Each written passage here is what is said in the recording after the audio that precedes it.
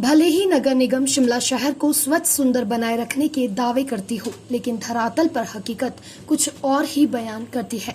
TV screen पर दिख रही ये तस्वीरें कहीं और की नहीं बल्कि ऐतिहासिक रिज मैदान के साथ सटे रिट्ज सिनेमा हॉल के आसपास की है। जी हाँ, यहाँ नालियों में कूड़े करकट के लगे ढेर और आसपास फैली गंदगी निगम के दावों की पोल खोल रही है। बता दें कि कोरोना के चलते पिछले 2 सालों से सिनेमा हॉल बंद पड़ा है। यहाँ के स्थानीय दुकानदारों और लोगों का कहना है कि जब तक सिनेमा हॉल खुला था तो सिनेमा प्रबंधन द्वारा अपने स्तर पर यहाँ की सफाई का जिम्मा उठाया गया था, लेकिन जब से सिनेमा हॉल बंद पड़ा है तब से लेकर इस जगह में गंदगी के ढेर लगे हैं। लोगों ने बताया कि वैसे तो यहाँ सफाई व्यवस्था को बरकरार रखना नगर निगम का काम है, लेकिन इतने वक्त से नगर निगम द्वारा यहाँ सफाई नहीं की गई है। वहीं दुकानदारों का कहना है कि यहाँ गंदगी फैलने की वजह लोगों में जागरूकता की कमी है। कुछ लोग यहाँ नशीली वस्तुओं का सेवन करते हैं तो वहीं कुछ लोग कूड़ा करकट फैलाकर चले जाते हैं। ऐसे में स्थानीय दुकानदारों ने मांग की है कि नगर निगम को चाहिए कि वह रोजाना क्षेत्र की सफाई का जिम्मा उठाए। वहीं दुकानदारों ने पुलिस प्रशासन से भी आग्रह किया है कि वह भी समय समय पर इस स्थान पर छापा मारते रहें ताकि यहाँ नशाखोरों पर शिकंजा कसा जा सके। ये एक तो 1.5 साल से रिट्ज सिनेमा ये बंद हुआ सर, इसकी वजह से मतलब यहाँ पर कोई वो सफाई नहीं हुई, सारा गंद पड़ा हुआ, नाली नूली ब्लॉक पहले होती थी सर, अब तो आजकल बंद है तो इसकी वजह से यहाँ गंद पड़ा हुआ।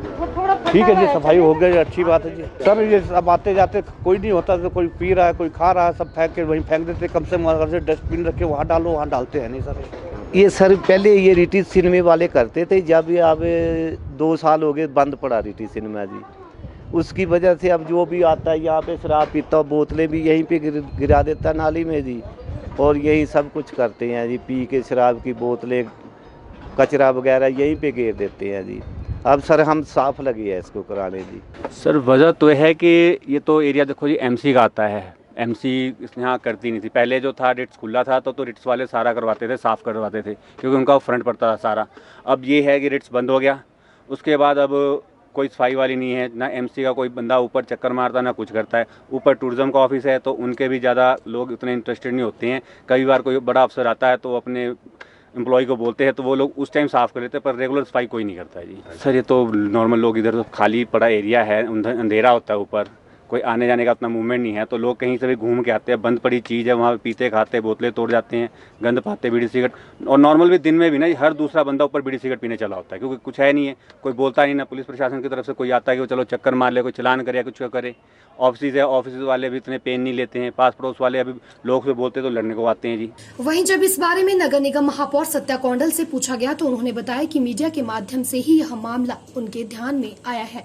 उन्होंने बताया कि जैसे ही मामला उनके संज्ञान में आया वैसे ही उन्होंने तुरंत प्रभाव से कार्यवाही करते हुए सफाई कर्मियों को क्षेत्र में सफाई करने के आदेश दिए, जिसके बाद निगम के कर्मियों द्वारा यहाँ से गंदगी उठा दी गई है।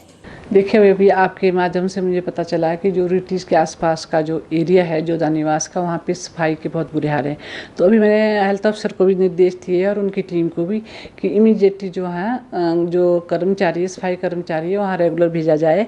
और वो VIP एरिया भी है, और वैसे भी शिमला शहर को हमारी दायित्व बनता है कि हम साफ़ सुथरा रखें, तो वहाँ पे अपनी टीम भेजें और तुरंत वहाँ जो कचरा पड़ा हुआ है या शराब की बोतलें पड़ी है वहाँ से हटा दी जाए, ताकि आम जनता को कोई प्रॉब्लम ना हो। गौर हो कि पर्यावरण को स्वच्छ सुंदर बनाए रखने के लिए सरकार द्वारा विभिन्न प्रकार के जागरूकता अभियान चलाए जा रहे हैं, लेकिन कुछ लोगों की लापरवाही और अव्यवहारिकता की वजह से इस तरह के अभियान सफल नहीं हो पाते। इसलिए हम सभी का दायित्व है कि हम अपने आसपास की सफाई रखें और पर्यावरण का संरक्षण करें।